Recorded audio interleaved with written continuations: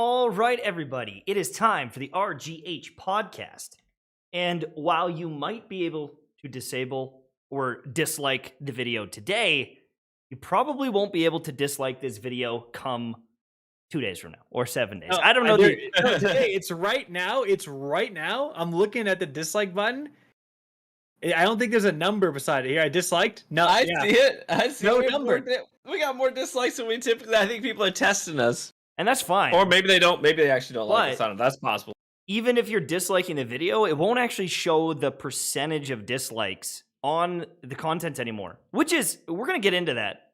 But this is a big For day me, yeah, for YouTubers. if people are disliking, for me, I can't see it. I just see a dislike button. There's a number. There's 42 likes. Thank you for the likes, guys. Which is weird. There's 148 people watching this. Shouldn't there be 148 likes? Come on. I'm just kidding. But yeah, You gotta earn them.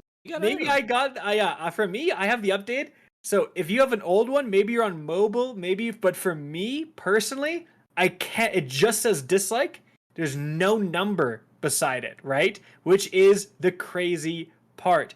So some people, I guess, maybe you have an old client, maybe if you're not using Chrome or something like that. But for me, again, I cannot see the number of dislikes. I just see that there's a dislike button there. We'll talk about that craziness. We're going to be talking about Call of Duty Vanguard today and the launch. We had some mixed reception on Zombies the other day, and we talked about that. But we're going to talk about the CoD launch. We're going to talk about Lost Ark technical beta. It's live right now, and there's some great reception from a lot of different people. A new Twitch partner getting canceled for some dubious crimes. Arcane, the League of Legends anime, way bigger than you might think. Like, actually shocking how much Arcane popped off. And then Forza Horizon 5 popped up even harder than Arcane did. A racing game is now the new meta for gaming. Like, it's honestly shocking when we talk about it. So let's get into it. Call of Duty Vanguard launch. I haven't even downloaded it. I've got a code. Haven't downloaded it. I have no interest in playing zombies after hearing the reviews. And I don't know how desperately I want to jump into the overall PvP. I watched a couple, streams, just kind of dabbled, but Call of Duty's lost me. It's like Ryan in the Halo series. He was once a fan. He was once a lover. It's just That's so fair. lost to me. I don't want to grind up my gear. I don't want to get, what are they called? Prestige? I think prestige levels. I don't want to prestige. I don't even think prestige is like back. I don't want to do any of that. I don't want to earn those guns. I don't even want to touch it because, you know what?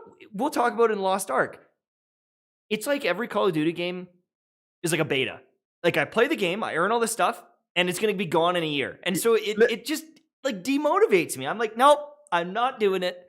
I don't care if I will quit the game. There's lots of games I've put in, 20 hours, 30 hours, and I quit it because I've beaten it. But with Call of Duty, I don't like that there's a new one every single year. It pisses me off. So I think I'm probably the one that's played the most. Like, I'm like level 40 something in the game. Mm-hmm. I've played a decent amount actually. I probably have like 30 hours into it or something like that. 30 hours into it. So here's the thing. You're right about a lot of that. It's like, it's hard to care when it's gone. It's so fleeting. Like, there's no investment. Like, people are just getting into the groove of the last one, and then the new one's out, and then you're like, especially like, apparently the next one is going to be Modern Warfare 2, and I did the new 2019 Modern Warfare really invigorated the series. So just the knowledge of like, okay, well, why would I get into this one? Next year it's Modern Warfare 2, and that's going to be a banger, right? So you're right about that. Zombies is trash, dude. Zombies is like missing all of the key features that made it good. It was like the mid-sentence draw there. You call me the one with the problem. You're like, I can't get through a sentence. I need my alcohol. Yeah, like you couldn't even finish your thought without taking a sip of your drink. I opened it and it's a pineapple cider, and I couldn't resist. Okay, fair. Anyways, but the zombies, there's no round based. It's like you advance through the waves by doing these kind of lame objectives, and it just doesn't feel like you're surviving hordes of zombies. The campaign, I've heard some people say it's good. I've heard some other people say it's pretty blah. But the multiplayer. It's interesting because in the one hand, it's Call of Duty, and especially it's pretty similar to Modern Warfare 2019, where like the whole gunsmith system is back. Mm-hmm. But I really like that. The cool thing about that gunsmith system is now you can have a gun, you can have 10 attachments on a gun, and you can really change a gun. So let's say you have, a normal rifle, the SVT 40 or whatever. It's just like a single shot rifle with 8 rounds. So what I can do is I can put a scope on it. I can change the first barrel, gives you a larger one-hit kill area. And then you could potentially put on, there's different kinds of rounds you can get. So you can put on heavier caliber, larger caliber rounds, bigger bullets. They do more damage, but they'll slow your rate of fire. You can put on smaller caliber bullets, so you do less damage, but you're much more accurate. So you can take this gun and turn it into like a one-hit kill sniper rifle type thing. Or you could turn it into like a low recoil, like a DMR. Yeah. Well, you can turn it into a lower recoil, faster shooting, more accurate rifle, right? So it's like, do you want that one hit kill potential, or do you want the rapid, accurate follow-up shots? And then a lot of guns are like that. You can take a gun, put a long barrel on it, make it really accurate, put on a 3x scope, laser people down hallways, or you cut the barrel down short, you take off the stock, you're going to have tons of recoil, but your movement speed is increased, you're running around in hallways and hip firing people to death, right? So that is the cool part. The weapon customization is honestly top notch for any shooter out there. Just like what you can take a gun and you can make it into all these different things with all these different abilities and stuff. But that is really pretty much the extent of the innovation. The kill streaks are kill streaks. The maps they're Call of Duty maps. The spawns are ass, and the progression is like pretty similar. So it's basically like if you enjoy Call of Duty, if you like that arena shooter, and then you like that extra amount of customization, which I do appreciate, it's a little bit of a cool multiplayer experience. But if that doesn't catch your eye, it's not reinventing the wheel, because that same customization system was in Modern Warfare 2019. Like the same thing as present. You could take your M4 and give it SOCOM rounds and turn it into a DMR, or you could give it 9mm SMG rounds and turn it into almost like an SMG. That same concept was there. So it's really just transferring that concept into a World War II setting. All I know about the PvP, frankly, is what I've seen on Twitter, and the most memorable clip that I saw on Twitter, I don't know if you guys saw this one, was Doc's. You see Doc's video he posted, or just him like screaming as he's running out of spawn. He gets two steps out of spawn and dies, and then he respawns. He's like, "Let's go, we're going!" He runs out and he gets 2 and dies, and it's just like it happens like 4 times in a row. Yeah, and that's really the extent of what I know about Call of Duty. So there's also, can I say, part of that is there's combat pacing. So you can select, do you want tactical, assault, or blitz? And like tactical is like less players than normal, right? Think Team Tactical from Call of Duty. I don't know if you guys remember way back in the day.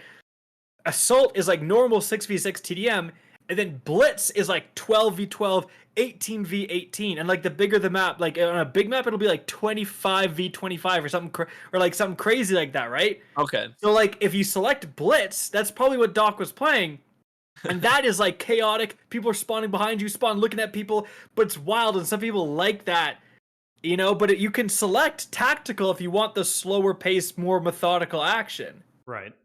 I think, which is kind of an interesting thing. I think what frustrates me about Call of Duty is the feeling of like being fodder.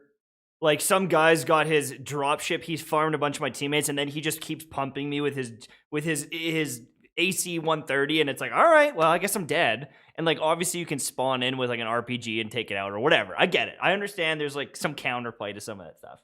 But that tilts me. And then things like claymores and just like one bang things where you walk in a room and you die, and it's like, seriously.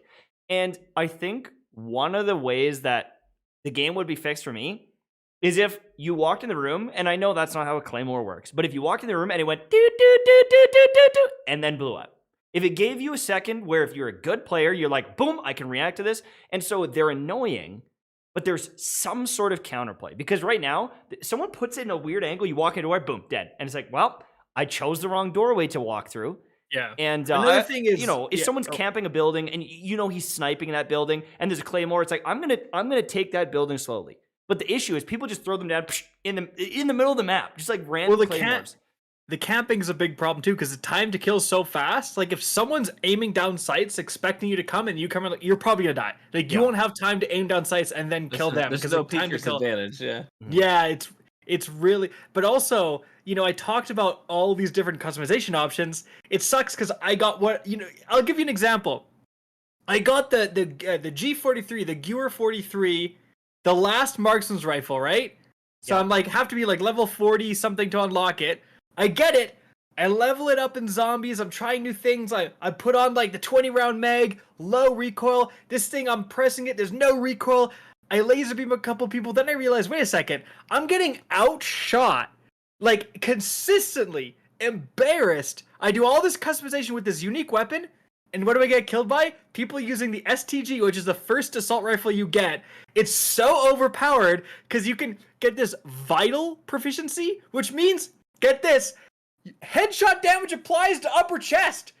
So people are like 3-tapping just with chest shots and just dropping. Yeah, 200 millisecond time to kill, dropping you from like, because obviously they put on the long range like barrel. So my like marksman's rifle that I've tried to like turn into a usable gun, this fully automatic 30 round to the magazine gun is like, just because they put on this vital, it's just like 10 million times better than what I can do.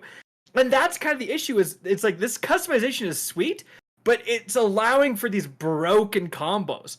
Like you can put a bayonet on and then put like this extend your melee range thing, and people are like bayonet charging. So you can bayonet charge where you sprint at people, and if they come in your range, it just auto melees them. You don't even have to be looking at them. It'll just auto melee them, and people are like lunging like 15 feet with bayonets, killing people. I saw someone who was like standing up on a ledge on a 2-story building, and someone bayoneted him and got him from the ground.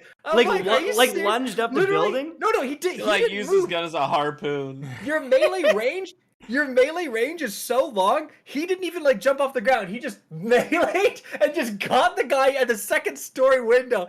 I'm like, are you kidding me? So it's like, it's weird though. When we think back to the good CODs like Modern Warfare 2, everything was just dumb fun, ridiculousness. Like there was, so maybe that is like what makes COD fun. It's not like this, you know, anal balancing. It's all this fun stuff.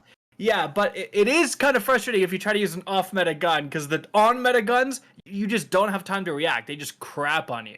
I can't remember if I liked Modern Warfare 2 because I did play a lot, or it was because I was with my buddies, but that was like the one Call of Duty where I was like, I'm good at this game. It's the only Call of Duty where I was like, I'm good at this game, and like, I feel like I'm in control of the game, if that makes sense. All the other ones I played, I'm like, I just feel like it's like the Wild West. I feel out to lunch here. I feel like a sitting duck a lot of the time, and I don't know why that is. Is it? I don't know why. Honestly, it's because they let you spawn trap in that game. In Modern Warfare 2, you could look at the minimap, look at where your players are, and you know where the enemy team is. Okay, we're on this side of the map. We're pushing this way. We're gonna encounter the enemy team. Mm-hmm. You'd have to push in really far for them to spawn behind you. In all the new games, they figured out the casuals don't like getting spawn trapped. So what do? If you even think about pushing forward, dude, if you're like in the middle of the map, you're not even really in their spawn, they'll spawn behind you. Like they just instantly spawn behind you, right? Right. And so it just increases the chaosness. And they actually talked about, I remember Activision talking about like you have like combat spawns where like it wants to spawn you, so you're in the action in like 2 seconds. You don't have to run anywhere. You're just like, you spawn, you go around a corner, there's an enemy, right? Because it keeps up that dopamine, that high adrenaline. But at the end of the day, like you said, Tash, you don't feel in charge. You don't feel in control. It's just chaos. And if you're like this crazy Twitch shooter and you dominate, and like if you play the maps enough, you're gonna know all the spawns, and like that's part of the issue. I know every spawn on every map in Destiny and in like Halo 3. Like I know exactly where you will be, or the potential of where you'll be. I don't play Call of Duty enough, so I think that definitely plays into it. But it's like, yeah, that mixed with claymores, mixed with things in the sky or robot dogs or whatever it is, mixed with instant time to kill. there's no room for error. There's no room for like outplay. It's like Yeah. I'm just gonna get shot in the back so many times, and I get so frustrated that I don't care to learn it. I just don't want to play anymore. Oh, And 90% of my deaths are from the back. Just people shooting me in the back. And I think that's why I always gravitated to Halo. And that's why I still pray that Halo Infinite will be good, is because someone would shoot me, I'd go, hold on, and I'd like, get behind cover, or I would turn on them and duel them, and that was the most satisfying thing. And even in Modern Warfare, I feel like there was like a little bit of that. Like I'd kind of get in a fight and you'd have to shoot a couple times. Like I don't know exactly, I don't remember, but it was like the M16 would be like 2 like full bursts. So if someone missed a shot, you could turn around. I don't know. Not with stopping power, baby. Yeah, I guess. That would drop you. But it was just know. every gun was good. Truly, every gun was good. You were never at a disadvantage. But you mentioned robot dogs. You want to know the new thing in this game? What? There's a field upgrade. And field upgrades are basically like supers. Like you just get it for like time in the game. Okay. There's a field upgrade that was like a Goliath tank. It's a little like tiny like bomb on treads that it's like an RCXD you put forward and you blow it up on the enemy team. But didn't Modern Warfare 3 have one of those, essentially? I think so. But it's like you automatically get it in a round. Even if you're absolute dog water and you have 0 kills, you're eventually going to get this tank that you can drive into the enemy spawn and blow up. I actually saw footage. It can get like a road kill. It can run you over. So I saw footage of someone just in a tiny little map driving into the enemy spawn, and they're like spawning into it, and the treads are just chewing everyone up. It's just like spawned. They're like spawned and instantly dead from this guy moving a stupid little RC tank like back and forth. I was like, this is the dumbest thing I've ever seen, bro. Like, what is this? That's called balance. Learn it, bro. Exactly. It's wild, dude. Well, I tell you what, we're 22 minutes into the show. We got a bunch of other topics to hit, so we should probably get truck in here. Well, guess what? If you are mad at us for going over the topics, you can dislike the video. Oh, wait! No, you can't. So our next topic is YouTube. Again, apparently it's still appearing for some people. But like for me, for you see it, I don't see it. Like, I don't know if I can I can't really share my screen, but I can't see it. So going forward, if you can see it, it's going away soon. The amount of dislikes will disappear. There'll still be a button, but if you dislike, there's no point. No one is going to see it other than the creator. So essentially, YouTube has gone the way of Twitter, where you can't dislike a tweet. You can either like it or not interact with it or comment or reply something. So there's going to be no more, like if you know how you go to YouTube Rewind or like the Infinite Warfare trailer and there's massive dislikes, if you go to that now, at least again, for me, for people with updated clients, if you go to that now, it doesn't show dislikes. It just showed likes. Those pivotal moments of gaming history, right? The dislikes on Infinite Warfare, gone. Literally gone. Or the YouTube Rewind getting the most dislikes in any video ever. It's like, how do we know the number now? Exactly. That's right. And maybe that's it. Maybe they just took that too personal. Yeah, seriously. Their feelings were so hurt. They're like, no more. Never again. I'm looking at it right now. This way. I'm looking at it right now. YouTube Rewind 2018, 3 million likes, no dislike. It just says dislike. It doesn't show that there's 18 million dislikes. Which is crazy because like the ratio is 1 like to like 5, 6, 7 dislikes. And that's a good metric for like, okay, is this video trash? Is this video liked? But now because people don't know that, they just see all the likes. And on some of my videos, they've got like 15,000 likes because I was talking about a character. But they do have 3,000 or 4,000 dislikes. Here, I can show you like this. With people that disagree.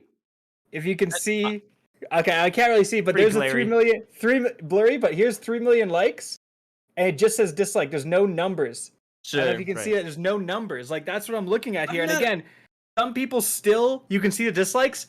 Over the next couple of days, they're going to be going away.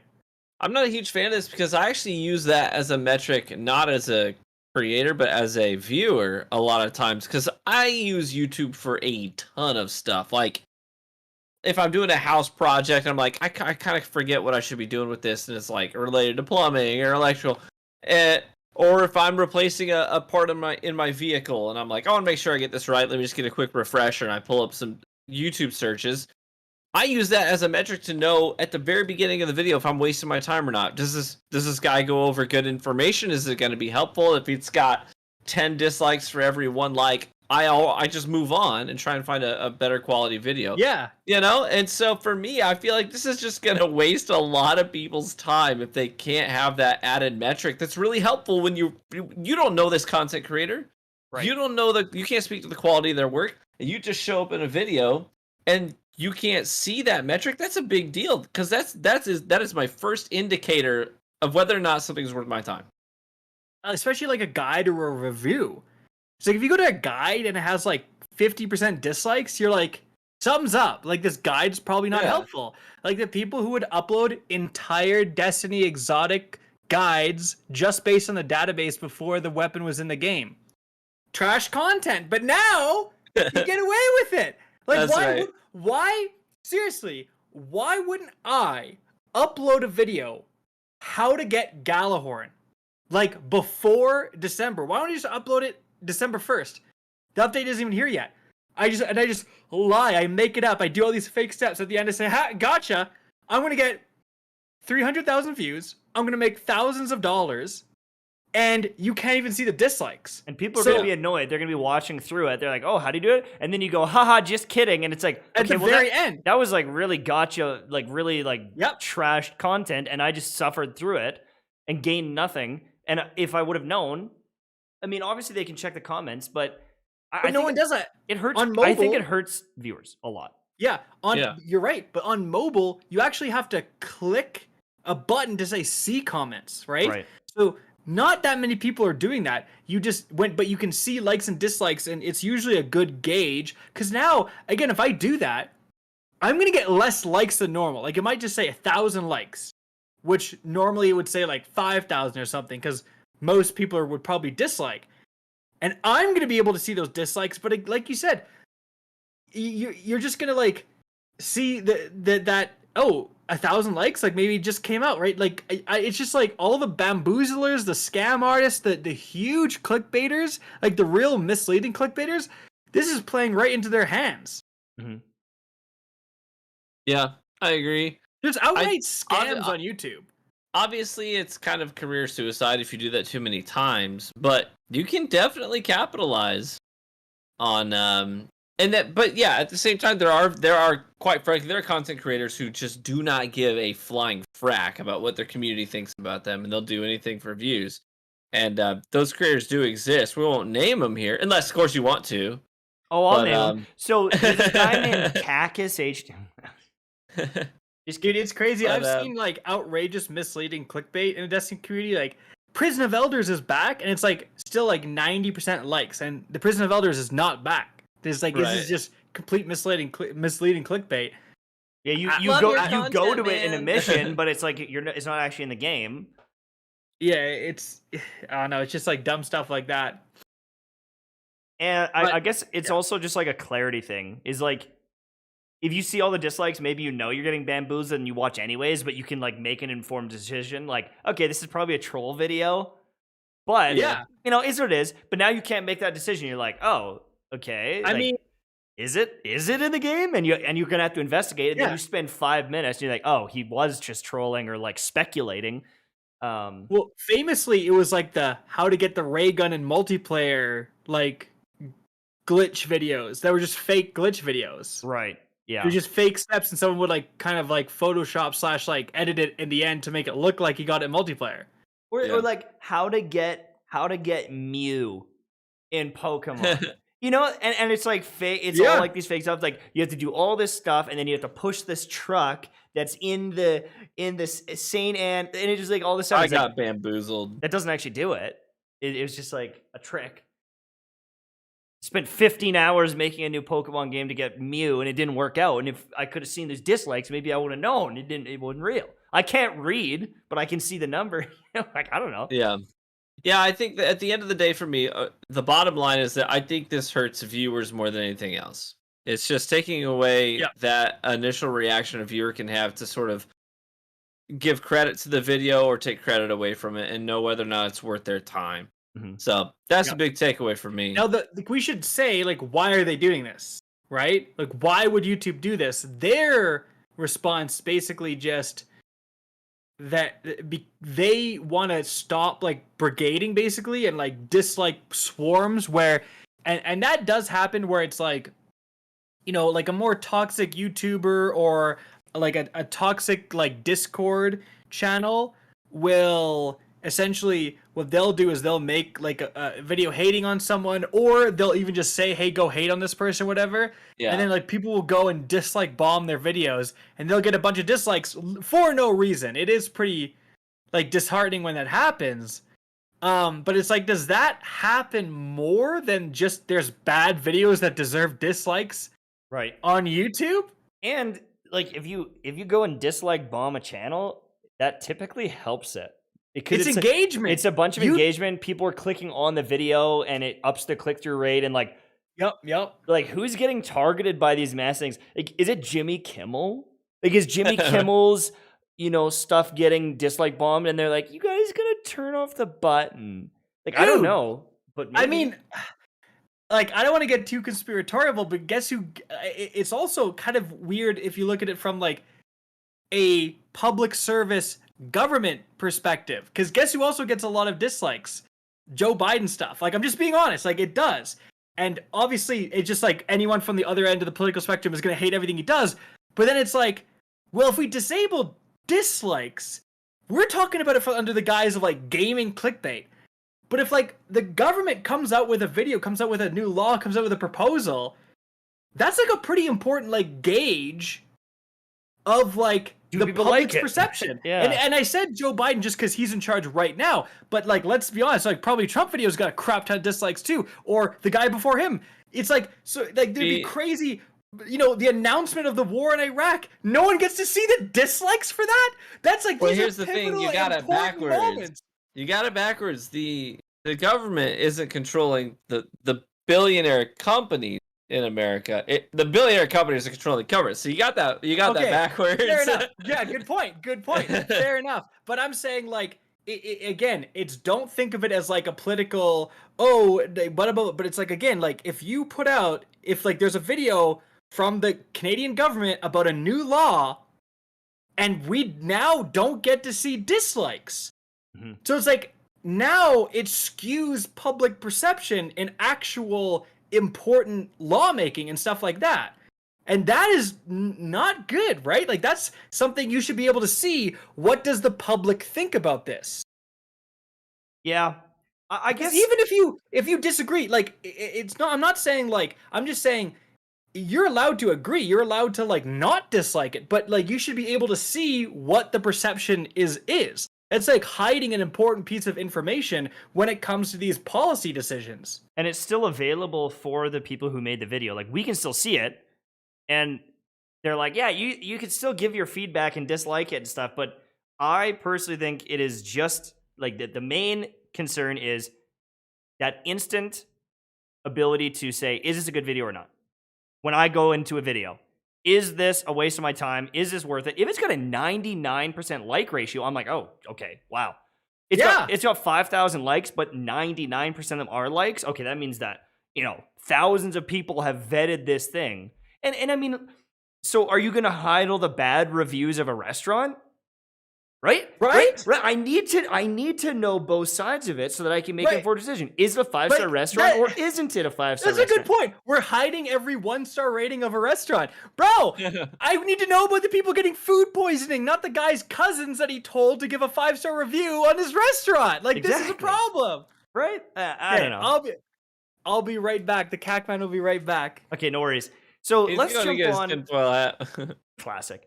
Let's jump on with Lost Ark technical beta. It is live right now. Lost Ark has had some delays and stuff. It's huge. But it's getting crazy hype. All the like the Diablo guys are on it. A bunch of like the kind of ARPG type guys like Dat Mods. He's on there. He's been playing it early. A bunch of the Path of Exile guys are on it and playing, like Zizaran and Mathil and all that. And they got a lot of hype to say. Actually, some guys that played Genshin, they've been all in for months. They quit the game and they went all in for months on Lost Ark, and they've been covering it. So I've been kind of keeping up with it and seeing what's going on. And Really? it's got some. Wait, who's that? Sorry. Rick told me to come take over because he had to leave. Oh, Is it, Oh, he's okay. is it a bathroom emergency again? It's so another one of those. what are isn't your it? thoughts on Lost Ark, Cheyenne? I think it's really cool, and oh no, I can't keep this in my ear. Oh, thanks so much for your input. Now, Ryan, an actual gamer. Listen, a lot of people don't even know what Lost Ark is. They're like, I don't even know what that is. And there's a probably good reason for that, because I don't think we have a lot of like native Korean viewers. Maybe we do. I don't know. I haven't looked at our metrics lately, but essentially, Lost Ark it's kind of like the Korean counterpart to Diablo. Yeah, would that be a fair comparison? Diablo, if it was an MMO though, like a long-term play game with like raids and it's it's one of the first ARPGs like a Diablo that's an MMO. If you're a Diablo player, you'll probably feel right at home diving into Lost Ark. So I got into the technical beta, and I've been playing. I think it's actually kind of fun, and I wasn't expecting to like it as much as I do. One of the things that I really appreciate is that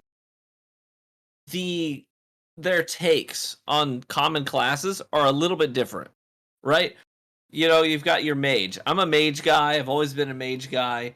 And so I dove into it thinking, okay, what am I going to do? Am I going to be a fire mage or a necromancer or, something like that? But they're like, nah, our mages are a little different.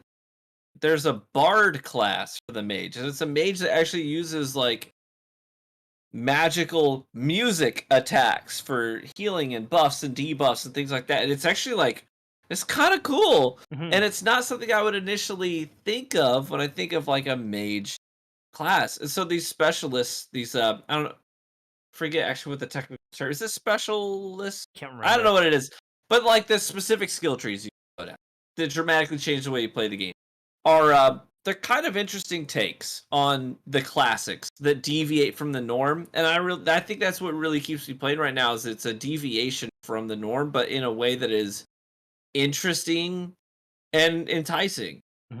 Yeah, I always like when they spice it up. Like I think one of the classes you can like, I don't know if it's Arcanist or Arcanist, and you've got like cards. Like you like send like magical cards, like just things like that where it's like, oh, okay, this is different. It's not a fireball. It's like an infused card or something like that. I like that stuff. And Lost Ark, like it has been really popular, but now that it's being brought over to America, like I wonder if it's gonna be one of those big staple type MMOs that people are grinding. Like Diablo 4 is nowhere to be found. Like they just said don't expect it anytime soon, right? Path of Exile 2 is going to be a little bit too, and so this is an opportunity for the market over here to jump into a new loot ARPG type game and maybe fall in love with it long term. I am holding off to like play it until launch because I just don't like my beta progress getting reset and losing all my stuff. Sure, I get that. But it does have a bit of a window here, and maybe a larger window than previously thought, because Diablo getting delayed, that is a big pressure. And now they've just got free reign to bring the game over, have a whole new audience try it out, and I believe it is free to play.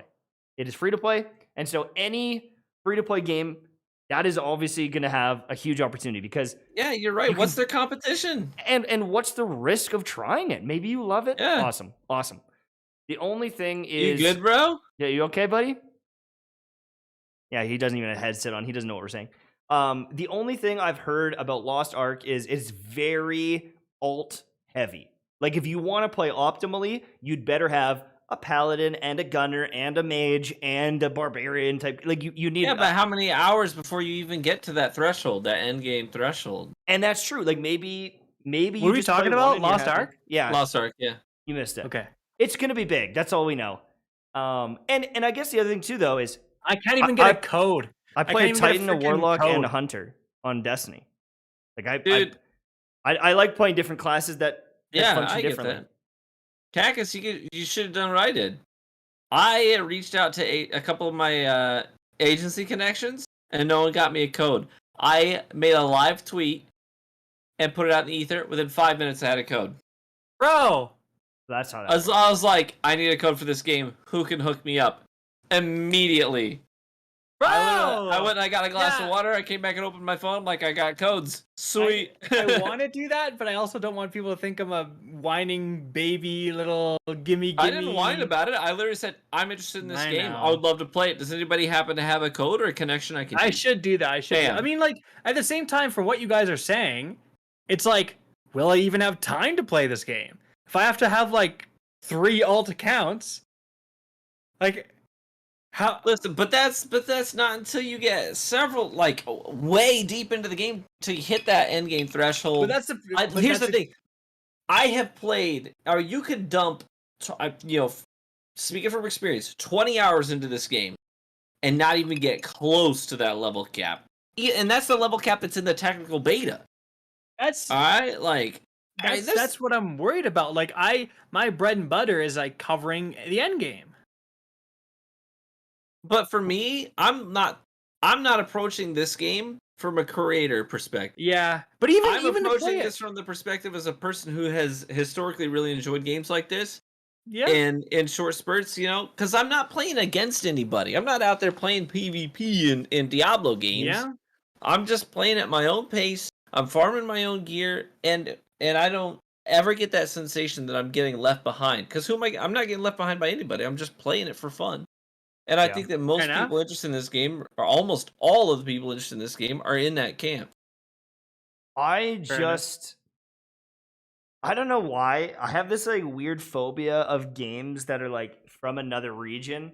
I mean most of it is because I'm a content creator and I feel like it limits my like urge to cover it. Is like I'm going to get to a raid and be like, "Hey, this raid is really good for farming. It's like I'm getting some really good drops." And then someone's like, "Actually, this is technically the worst raid to do because of this." And like someone's done the math on it already and they've like min-maxed everything already and it's like, "Oh, okay." Yeah. Well, Like, this isn't for a me, game it's you're gonna make content on that's optimal. I don't think, because it's a game that it's not a new game. There is a very dedicated community that already knows everything there's to know about this Yeah, game. yeah. But that's part of the hype is like discovering that and like finding out like, ooh, like I found a new little thing. I really enjoy that part of it. And Sure. so as soon as I know that the game has existed elsewhere, my urge to get in there is limited.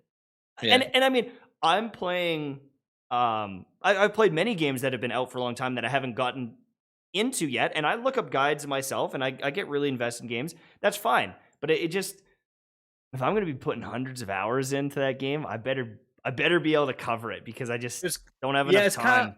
It's kind of like the new world hype. It's like everyone's kind of discovering things for the first time. Yeah, and how broken the game is, and they're all discovering it. Yeah, See, exactly. I discovered it about a week before everyone, and I was like, "Oh God, this game's gonna die." And then like a week later, everyone's like, "What is wrong with this game?" All the glitches started coming out, but Yeah. I got a confession, Cactus. When you just were like suddenly, "Hey, I gotta go," and then your wife gets on, I thought that this was like a planned creative baby announcement. Oh, I thought y'all were gonna like drop a baby bomb on us. I got a little excited. Now I'm just gonna finish out the rest of this episode a little bit disappointed. That's why. That's actually how. That's a good idea for actually getting some viewers back to this podcast because we were popping. We were getting like 1,000 concurrent viewers when MTouch was getting banned every 2 seconds. True. So that's the next thing we'll say. Tell your friends. Baby announcement is happening live. If it happens, it's happening live on this podcast. Let's. You know what? Here's what we do to get viewers back when we were popping off. You know what we were covering? Destiny? We were covering drama, baby. Woo! We were like, go! listen, we got the balls to talk about drama. We're Also- gonna talk about it here. And we got one of those topics tonight. And then we got in trouble. But be honest, when's the last time you made a video saying, "Hey, by the way, tonight we've got a podcast"? I don't know if you know we do a podcast, but we do a podcast. I did, because the like, last last time was week. on episode 10 for me. Like For- it's a long time ago. I made it like last week. I swear I mentioned our podcast. And we I had less mentioned it from viewers. time to They're like, time. "Oh, that's something I should avoid." That is something I no. You know More what? We do this for cactus? fun. We do like, this for fun. no, thank you. And I So guess we got to is there go like ahead. I don't know. Is there any good news right now in gaming? It's like game delayed, game delayed, Uh, game delayed. Call of Duty sucks. Like I don't I know. don't think Call of Duty sucks. It's a perfectly serviceable game. The multiplayer, zombies trash, campaign. Fair. Who Okay. buys COD for the campaign? And then Battlefield is out in like 3 days soon. Battlefield I got is my out code. in 24 hours. I got my code too. and Oh man, Uh, I'll see you online maybe. I think it goes live at 3 a.m. my time. So like 1 a.m. your time tomorrow night. Worth it? Tomorrow. Yeah, So, so like, it's like in the middle of Friday the night morning? between Thursday and Friday. Yeah. And then that's only for the people who got the deluxe edition. Everyone who got the normal edition, see you in a week, idiots. Well, no, that'd be 5 a.m. your time. Sorry. Right. So What? Okay, ahead well, of I'm you. not- 3 a.m. my time is like 5 a.m. your time, right? So, No, that might get, I don't know if other I way, get my wires other way. crossed. Yeah, you're But, in the future. It would be 1 a.m. for us. Yeah, that's Yeah. yikes. Yeah. So let's Yeah. talk about that Twitch partner thing. Because Yeah, this It's is a pretty funny sus. story. Oh, dude, so sketchy, man. There's this guy, Breezy, who this week on Twitch, he's a partnered Twitch streamer, right? He's got that blue check mark. Sorry, not blue, it's purple. He's got that check mark next to his name. So anytime he goes into anybody else's stream and he interacts in the chat, there's a check mark next to his name, which lets everybody know. Kind of a big deal. Oh, you're He's- partnered? Yo, he's a partner streamer. Now, apparently, what this guy likes to do is follow me here. This story's kind of weird. So, what he would do, instead of streaming his own gameplay, what he would do is he would pull up streams of female streamers, also streaming Apex Legends. So he's now on Small his stream, streamers, right? on Like, specifically streamers who are smaller than him, who are not small partnered. enough to care that a partnered streamer is in their chat. Exactly. Now, here's what he would do. He would then take their live stream and he would broadcast it on his stream. So he's streaming this Himself person. watching someone on Twitch. That's exactly right. Without their permission, she's got no idea. So he's now on his live stream broadcasting a female streamer streaming to her audience, streaming Apex Legends, right? Now that he's showing all of his viewers her stream and her chat box, right? Now he goes over into her chat room and he starts to interact. Okay, oh, I'm a partner streamer. I'm in your chat. You're a smaller streamer. So he's kind of getting himself to look like a big deal in her chat room. And then tries to pressure her into playing with one of his viewers, who is a dude who happens to think that this streamer is attractive, right? He's trying to play matchmaker. Now, imagine you're this girl. You're trying to grind. You're trying to entertain your community. You're trying to play your game. And next thing you know, there's this dude. You don't even know who this guy is. He's in your stream. He's got check marks, a partner streamer. But he's higher up on the food chain on Twitch than you are. That's all you know from that. And he starts telling you, hey, you should play with this person who you don't know right now, live on your stream, right? He's trying to play matchmaker. And she's like, she does something that is completely predictable. She feels uncomfortable.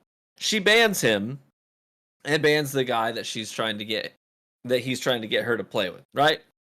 And now on his stream, he's blasting her. Oh man, that's a whack. She's just being crazy, and he's like, I'm just trying to help out these smaller streamers. Yeah. How I'm trying to- freaking scummy like, is that? I'm a here weirdo. I'm here for dubs, not the D. Like, I don't care about that. I want to get Apex wins. Like, I don't need to be, like, playing with your boy. Like, dude, that's just weird. Like, oh, man. And like it's why super weird. why would I play with your buddy? And like also it's just weird. Like you're bringing up the stream regardless if it's a male or a female, you're bringing up someone else's content. You're in their stream. It just is a easy breedable toxic situation, period.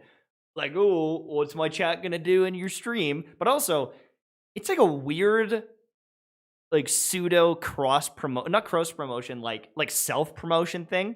Like, I'm in your chat with my check mark while I'm live. Like, oh, Yeah. hey, like, want to play? Question mark. And it's like, Yeah. oh, is this partnered streamer? Like, who's this partnered streamer? It's just bizarre. No And doubt. so everyone obviously calling this guy an idiot. and like saying, "What are you doing?" And he's like, the woke mob is trying to cancel me. You know, he's like, I'm gonna clear my name.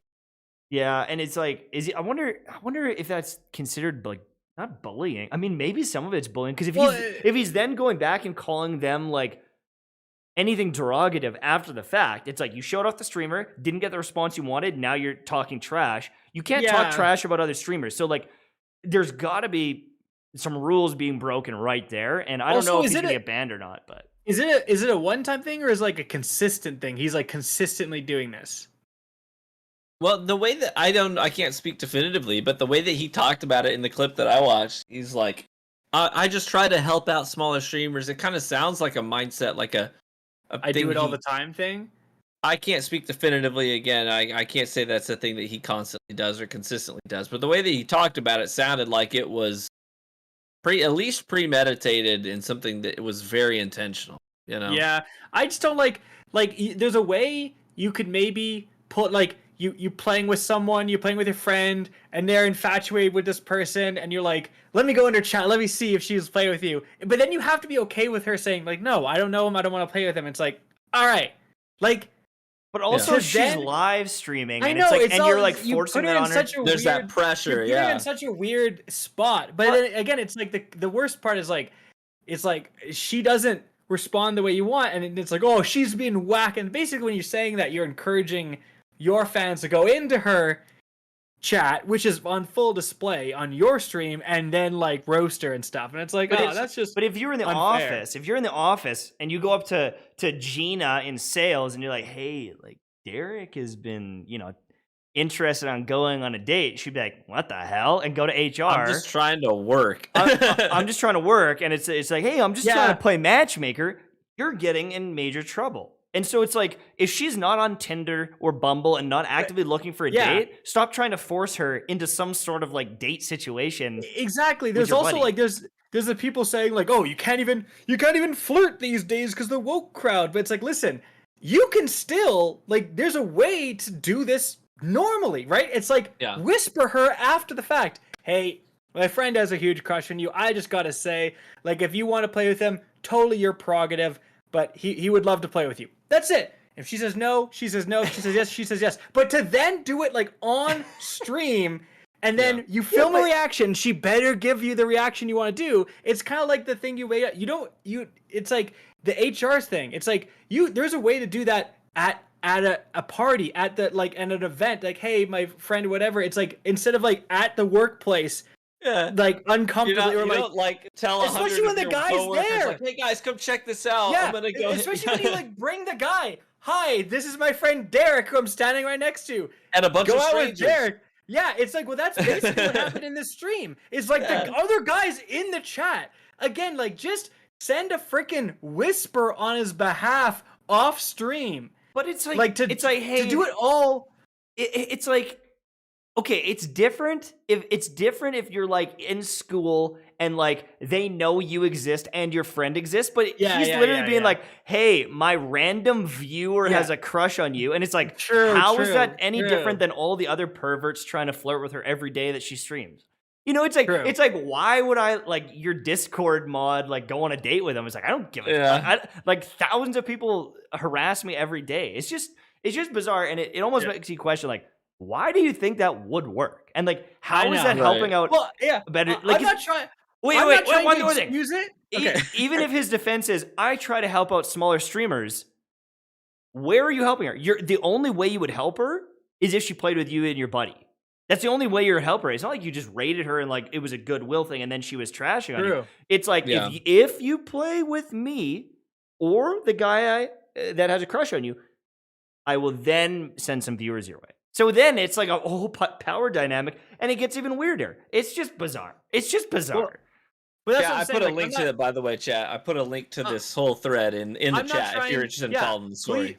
Please don't think like I'm not trying to excuse it in any way. I'm just saying like you can't even make the argument that like, oh, there was legitimate intentions behind it. Like, I had a friend, he's constantly mentioning you. He has the biggest crush on you. He's in your chat all the time. Can you play with him one time, right? Again, it's like, if you really wanted to, and if you're genuinely just wanted to, like, see if your buddy had a chance, right? If that was a genuine thing, you could message her off stream. the reason you're messaging her with this random chatter on stream and getting her reaction and having, if she doesn't give you the right, it's all about the content. It's not about any sort of like genuine, oh, I'm just trying to like, Yeah. let two Help out a people find buddy. each other. There's no genuine, like there's nothing genuine behind it. It's just like, literally his monetized content. yeah, exactly. Yeah. To me, the thing that's the biggest red flag is his reaction to it. It's not. I mean, I would have a little bit more leniency, I guess, in the way that I perceive this whole situation. If after it happened, he was like, "Yeah, I guess this is kind of a awkward move. I totally understand your reaction here. My bad. But probably not do that again." But to then deflect and say she's in the wrong. She's whack. She's crazy, man. She's acting ridiculous. What a crazy woman. You know what I'm saying? That to me is like, okay, you clearly are a real piece of freaking work, man. Right. And yeah. And So you got to be able to take the criticism. anyway, Dude, let's it's move like- on from that. Oh, Can I say though, it's similar to like, dude, not, it's like I'm sure you guys have experienced it too. Well, people will like basically be rude to you and say mean things to you on like Twitter. They're like, "Oh, Rick, like, if your content wasn't so like trash, literally fall asleep in your intro, I hate you so much." And then you're like, "Shut the fuck up" or something. And then people are like, "Whoa, like just relax, it's just a joke. I'm just joking. You're like freaking such a spaz." And you're like what part of that it's was like- a joke? yeah, exactly. It's like, no, in the sense is like you basically know in the back of your mind, it's like he's got to know that she might be like, "F, like go away." To be like, "Oh, this is so unexpected that you would react like this." Or It's he's like- an idiot. It's like Which- it's completely expected that they would react like that. Like that seems like a normal reaction. Yeah. Now, let's move on because like the guy's just dumb. Like that's all there is to it. He's a little sussy baka. Let's just call him that. But something that isn't, or I guess is somewhat surprising. Arcane, the new League of Legends anime, becoming Popping off. it's like the highest rated show I on was saying, Netflix right now. That's an understatement, essentially. Let's put this into perspective, okay? The previously number one Netflix original was Squid Game. Good game. And that netted Netflix over $1 billion of revenue. And now, very short-lived king on the throne, Arcane is now beyond that. Arcane has been out for what, like less than a week now? Is that right? I don't quote me on very that. short It's time. close to that. My question though is like, is it like rate percentage? Because I doubt it's views. Because like everyone and their son watched Squid Game, but maybe they didn't like it and rate it as highly. But Arcane is like the people that watched it loved it. That's the way I Dude, interpret it. But The Can I league say? audience is huge. yeah, Go ahead. it is huge. Well, can I say an example of this? I have a group chat with like my friend group chat, and my friend's wife, who does not play League of Legends, out of nowhere in the Snapchat is like, "Yo, you guys gotta check out this Arcane show, so good." I'm like, "Do you Really? play League?" She's like, "No." I'm like, "What?" You know what I mean? Like, I thought it was like this League of Legends show. This person completely like who doesn't. I don't think she's ever really played League. She's just like, "Oh, it's just a good show. It's just like good." Like I would have thought it's just a bunch of League of Legends fans all rating us highly, but apparently it's transcending it by like a Yeah. lot. Yeah, you don't even. There are people who know nothing about League of Legends, and when I say there are people, I mean there are millions of viewers on Netflix who have never touched League of Legends. They do not know these characters, and they are hooked on this show. So what happens then when they drop their MMO with the world that's already been created in the show and the stuff? And it's like, I never played League of Legends, but like, oh, there's a new game I'm based playing on now. based on this Yeah. Arcane thing, Bro! right? And also, True. it got me thinking, like, that's amazing that their brand is that strong that they can do that. And I mean, we've seen other game spin-off type stuff, like The Witcher did pretty damn good. Castlevania's done really well. But it also got me thinking, isn't Borderlands making a movie? You know, With the weirdest casting, but like, also, ever. isn't Destiny apparently working on some stuff too? Like there's rumors that Luke Smith and maybe Mark, or I can't quite remember, but like they've moved away from developing the game and they're working on like movie or like TV or like brand out like Yeah, like outsourcing and productions. Yeah. like producing stuff like that long term. So it's like, is there going to be a Destiny show on Netflix that everyone's watching, and all of a sudden the game becomes more popular because of the show? Like, when does that ever happen? That Right. like Witcher. When Witcher came out, yeah, even though it was an old game, The Witcher 3, it like skyrocketed to like #1 on Steam. yeah, That's right. people want to try So it. yeah. So And like learn like, well, who are these characters? And like, why do I care about these characters and stuff, right? because I think they finally realized they could make games based on video games that aren't freaking garbage, right? They can Yeah. actually make some good ones. Yeah. And there's just so many. There's a lot of like good narratives, right? Like a Destiny, I think is a perfect example. There's some good makes a really fantastic like Destiny show, like a live action like Destiny show, or even go the anime route. Just all of this stuff. If they Yeah. were gonna make a Destiny show, would you want it to be like live action, or would you want it to be some sort of like anime? I think because the game is like, if you look at the characters in the game, they're very similar to live action. Like Ikora is a normal human being, right? Zavala is a normal human being except purple, right? Like you could easily do that in live action with believable characters. Obviously, League of Legends is very different. Like the characters are pretty wild and out there. Like everyone's still a human being at the end of the day in Destiny. So I think live action would suit it a little bit more, honestly. Right. I get that. I actually go the other way, though. I mean, I wouldn't be upset with live action, but I would actually go the other way with it, just because of the fantastical aspect of Destiny and how much you can lean into. I think that's the side of it that gamers really love, is the fantastical side of it, not the. You know what I mean? Like, cause I totally feel you that the characters, yes, they look realistic. We're really on Earth, and I do appreciate that. But I think that the heights you could reach and the things you could accomplish with animation, I think, could take the Destiny narrative to a place that's more genuine to what Destiny is. While you're not wrong, I think you could reach those heights with CGI these days too. Like you have incredible CGI now. And I mean, look at The Witcher. That's a very fantastical world, right?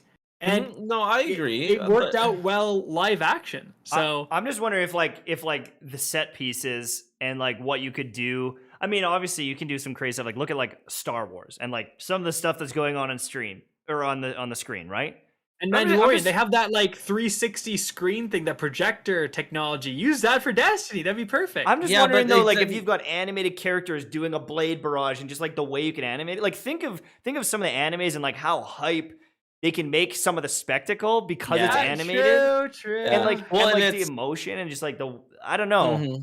And it goes beyond just yes, Ikora looks like a real person. Then you also have so many other core identifying features to the Destiny universe that are so inhuman, like Exos, Cabal, Fallen, Riven, these Vex, you know what I'm saying? Like all of that. You start roping all of that in, and your budget for live action just goes skyrockets. Yeah, you're true. I honestly, both would work. Like honestly.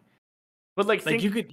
Someone was mentioning like Mandalorian, like a Guardian coming out with like sick armor and guns, like in live action would look really cool. Like I would, like a live action. He has the and he the like, last word. He's twirling the last Fist word. of Havoc's down. Like some of like the Destiny 2 stuff when it first came out. Like where it showed like Zavala like defending the city and he's like dying and he's like doing his smashes. Like I remember getting emotional watching that. I was like, oh my god. So if they they had some cool hunters and warlocks and they are doing some like crazy CGI supers, it would look amazing. It's just like how massive would the budget have to be if you do that compared to an anime? I don't know what the difference would be, but I know Bungie's big, but are they that big? Are they Disney big making The Mandalorian? If they made a production that really mimicked the style of, or really played to the strengths of that style of the Forsaken cinematic, the opening cinematic, Cade fighting the Scorn, like that was so magical because it felt so authentic. And I don't know that you can accomplish that with live action the way that you can with that style. Question then. What if they did it? What if they did the show cutscene style? I guess my question is like animating 3D rendered? Is animating though like the quality of those cutscenes? Is animating that less expensive than live actors plus CGI.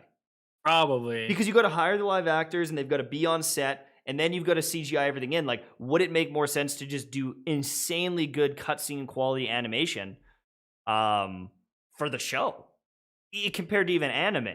Because then you're getting like, it's almost the mixture of the two at that point. It would be like super high fidelity looking animation and like the supers and the abilities and like, I don't know. It's probably still so expensive, like a crazy amount. Well, talking about blurring the lines between live action and, what's 3D rendered, have you seen some of these screenshots in the photo mode from Forza Horizon 5 this past week? It's like, Fire. sometimes I'm like, is that Like, real freaking life? I'm like, so good. Dude, I'm like one like cool car screenshot with like a hype EDM song in the background away from trading out my RAV4 and going and getting like a Skyline. I'm gonna get a GTR and come home. Like, you know what I mean? Like, I'm so close, baby. They're so sick. I want like a compilation where it's like, is this Forza or is it real? And then it's just like 100 photos. It's like, and if you get it wrong, you have to take a sip of your drink. We could have a whole game night and be like, is that a Skyline in game or is that parked in front of a house in Tokyo? Like, I don't know. You had me take a drink. Yeah. Yeah. I don't even need to play the game and I'll be what's the game? Boo! If you haven't played this game yet, guys, like it's supposed to be set in Mexico, right? And Playground, they did such a phenomenal job with the atmosphere there. You've got like, I think they did like the Baja side of things and they did the desert side of things. Like, there's so many different environments for you to interact with. I think the garage is, what was it? Correct me, Chad, if I'm wrong. I'm not a huge Forza guy, but I think that they've got 500 plus vehicles in the game. Like, that's a lot of vehicles for you to interact with this huge open world with. It's basically like the game is a combination of like an actual just normal racing game for the people who like racing games. Then it's like a trick game. Like, I've seen so many like TikToks and videos of people like trying to jump the highest jumps they can and like trying to like go through things as they jump and like all this crazy stuff. And then it's like car porn. It's basically like really well rendered cars and people just like pose them in front of stuff. Like, it's just like all three of that stuff. When is the last time a racing game has got this much hype? I swear, Like, Need for long Speed time. Underground. Like when I was in like grade 6 or 7, it came out. I think grade 7, and it was like Need for Speed Underground and building cars. And I've never played a racing game since. I've never played a racing game since then. And now I'm like, am I gonna get Forza? Yeah, dude. Like, I mean, it's free on. Is it free on Game Pass? I can just download it. Yeah, check it out. Game Pass was a delayed and launch, wasn't it? I think, I don't know. I think Forza right now is the highest rated game of the year. It's, so it's like 10 out of 10 everywhere. Is it going to win Game of the Year? Like, is a racing game going to win Game of the I Year? know, it's like unbelievable. I just checked. Yep, I can download Forza Horizon 5 Standard Edition right now because of Game Pass. Get in there right now. Start racing. This is week. Dude, week 2, right? Chat, can you guys fact check this? I know you guys know more than me. I think Game Pass got access to it a little bit later, but they do have free access to it now. They do on PC. I'm looking. I can download it right now. But here's the problem: I don't usually get racing games on PC because it's like I feel like controlling a car with M and K isn't the best. Log in a controller, you Neanderthal. Well, I know. Well, this is where you're showing your elitist ignorance to that community. If people who play racing games on PC and really are into it, they do not use a mouse and keyboard. Yeah, they use a controller, right? Or a racing wheel. There you go, bro. Yeah, learn to drive, you idiot. Like, dude, I guess I could just plug in like my PS5 controller, hey, and then it would, because it's just like it is a little weird. Stop cheaping out. Order a $5,000 racing rig. And like, bro, if Forza Horizon has your Forza Horizon sponsor me, I'll do a video and then send me a $5,000 racing. My brother-in-law is like mega into this stuff. Like, he does Formula 1 racing, games and stuff like that. He's very into racing, and that for him, Forza is a game that he plays in a very specific chair that he bought. with a very specific wheel that he bought Yeah!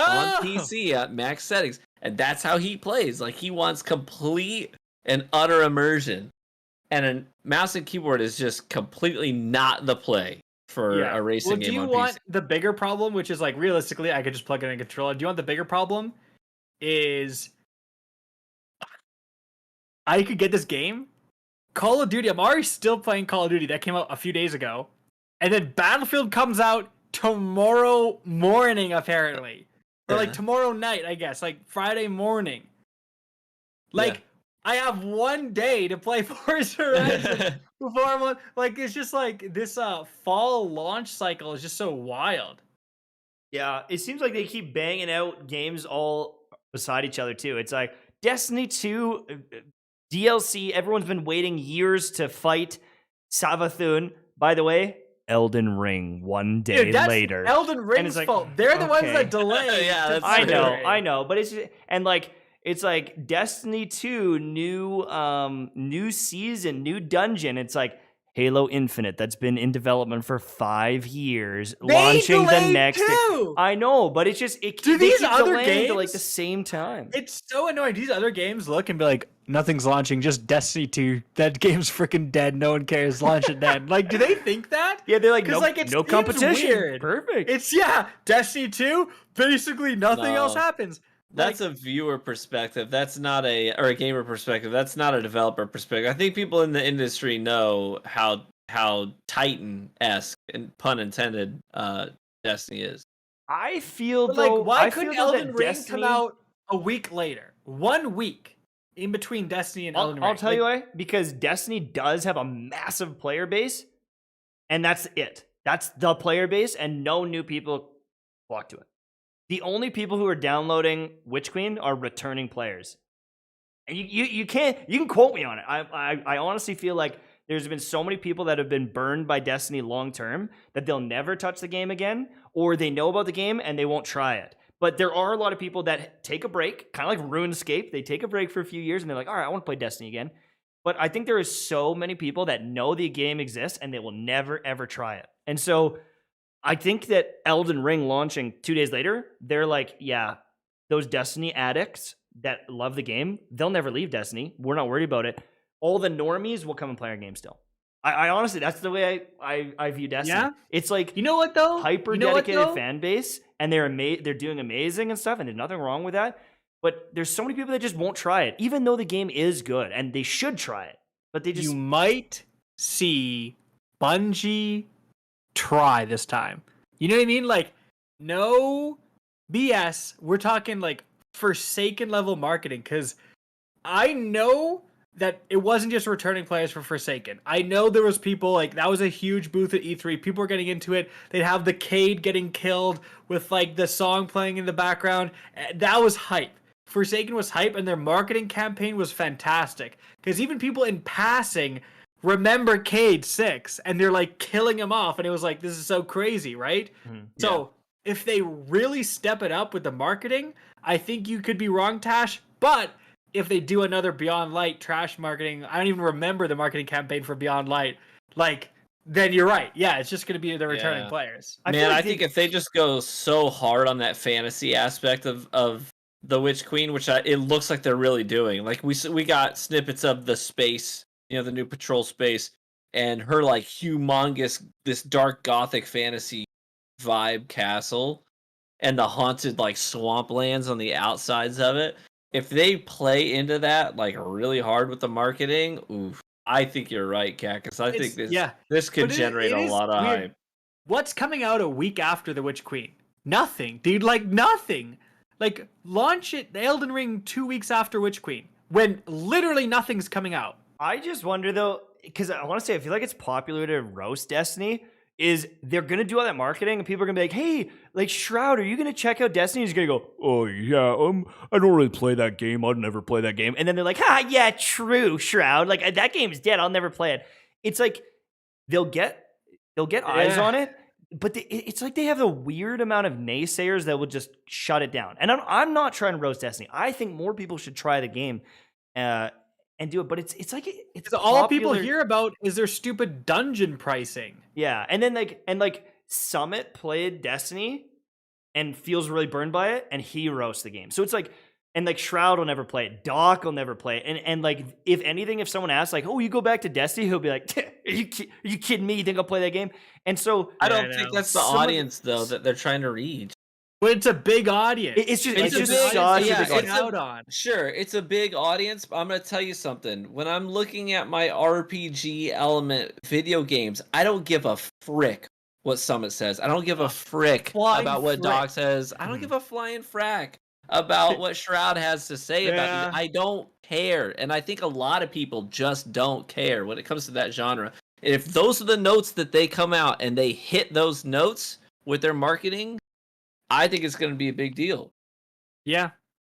It needs to be good marketing though. They need to like really hit the nail on the head on yeah, you're right, the fantasy aspect, the cool aspects. Nobody cares what Tfue and Ninja have to say about RPG fantasy. That's not their audience. But if they could drag them in, that's like the when you get the opinion to change. If like they can finally appeal to all those shooter players, because it's like it's such a big shooter. Why did none of the biggest shooter players play it? You know what the answer to that? What Bungie should say is because we don't pay people to play our game. People play it because they like it. Fair. But it's just a weird optics thing. It's like such a big shooter game. 0% of the biggest like shooter talent that focus on Apex, PUBG, all the shooter games, they never try Destiny. They refuse. Is it a barrier to entry thing? I don't know. Could be. I think that's probably it. Like you have to get the God roll guns, right? So, yeah. I honestly don't Yeah, think I that don't the PvP shooter people are ever going to be a real serious part of the conversation for Bungie until they're making a new Destiny game. I really don't think at this point PvP is something that they're willing to invest in as trickle down content. The bulk of their community is going to be pulled in by the PvE stuff, and people who love playing Destiny and PvP will continue to play it, and they will appease them, and that's kind of comfortable for them. And I get that. I can't imagine a version of Destiny that doesn't have PvP. But let's not kid ourselves. PvP is trickle down content. Yeah. It's what they make off of the PvE. They reinvest some of that capital into sustaining their PvP community and making sure that they're happy. And I love Destiny for what it is. Sure, I have my complaints. I have a lot of complaints about the PvP aspect of it and things that I hope that they will continue to develop for those people like me.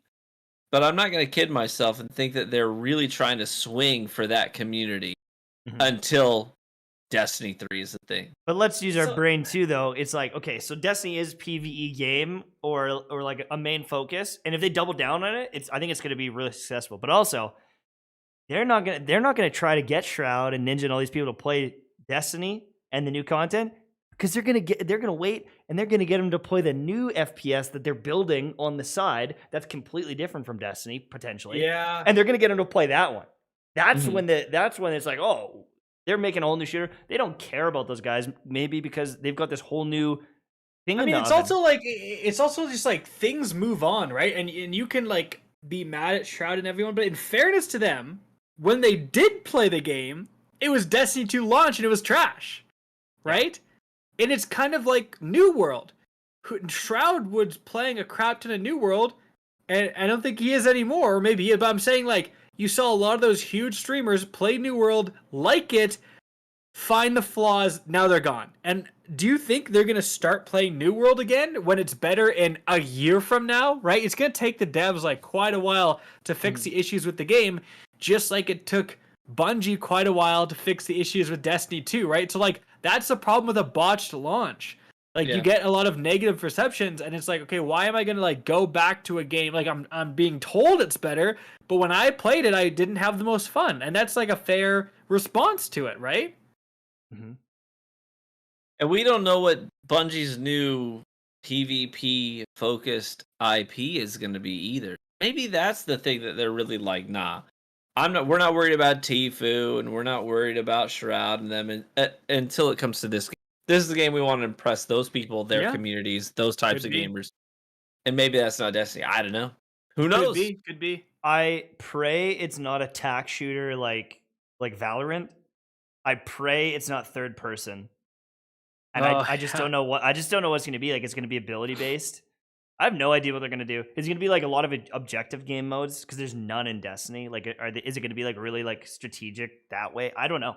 I got no You idea. could have a more tactical where you have abilities, maybe not as many. Like you have one ability. All right, you can have Fist of Havoc. You get one slam. You have a scatter grenade. You have like your one ability. You have like a couple of different exotic weapons in the game as like your like, but that's all there is, right? You pick a couple of different exotics and that's it. Like you don't have like random rolls and stuff. Very tactical. I guess you said you don't want it to be tactical, but like We'll see. I hope it's a battle royale. shut up. Honestly, Hey, maybe listen. that's a strat though. Like, I'm if they gonna- want the most listen. players.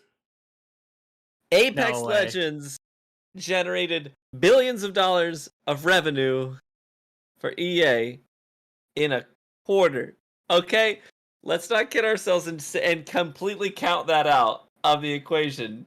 I want to say that it's. I'm not saying I expect it to be a BR. I'm saying don't count it out. There is serious think you capital and could- potential. You could do a hero like shooter or a hero BR, and you like Be you a have fallen Zavala. captain. Zavala has his abilities, and then you go around and you loot a palindrome, and you loot all these famous guns in the BR or in the arena shooter. So Maybe you're Skolas. Maybe you're a Hive Knight. You know, you can pick your different types of characters to be playing here. You know what I'm saying? I mean, they Yeah. have some of the best shooting and movement mechanics in gaming. So if you're gonna try a new BR, the one that Bungie made is probably a good starting point. and you call it Destiny Legends. That's right. I'm not saying that's what it's going to be. I'm saying don't kid yourselves. That is on the table. Yeah. Okay. Yeah. Like battle royales are it's weird. Like battle royales are cringe and lame and all that jazz, and then Warzone comes along and is like the biggest game ever, right? And you know what I mean? And Apex Legends, same thing. Like that Apex Legends launched and people rolled their another BR, a cringe Fortnite wannabe BR, $1 billion in revenue in like a quarter of a year. You know Like, okay. why? You know why?